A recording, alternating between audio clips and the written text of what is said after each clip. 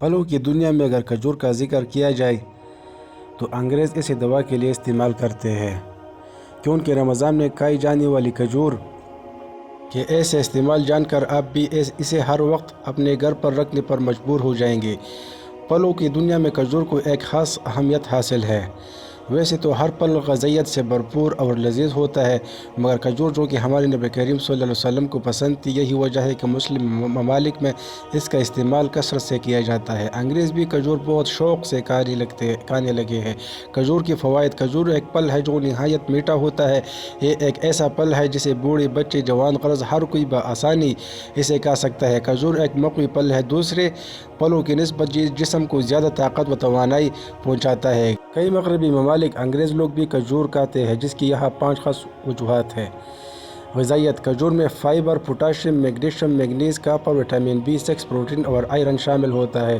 ان کا فائدہ یہ ہوتا ہے کہ یہ کینسر کے مقابلے میں بہت زیادہ قوت مدافعت پیدا کرتے ہیں۔ انگریز اسے استعمال اس لیے بھی کرتے ہیں کیونکہ کھجور کھانے سے کینسر کا خطرہ بھی ٹل جاتا ہے۔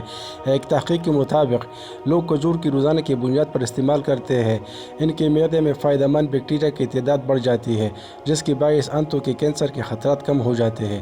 ذہنی تناؤ میں کمی: کھجور کا استعمال کرنے سے ذہنی دباؤ میں کمی آتی ہے۔ کھجور میں وٹامن B6 کافی مقدار میں پایا جاتا ہے، جو جسم میں ایسے کیمیکلز کی مقدار بڑھاتا ہے جو ذہنی صحت کو معاون بنانے میں اہم کردار ادا کرتے ہیں۔ آنکھوں کو تیز کریں: عمر بڑھنے کی وجہ سے آنکھوں کے امراض کے خطرات بڑھ جاتے ہیں، جبکہ کھجور میں ایسے مرکبات پائے جاتے ہیں جو ان خطرات کو کم کرنے میں اہم کردار ادا کرتے ہیں۔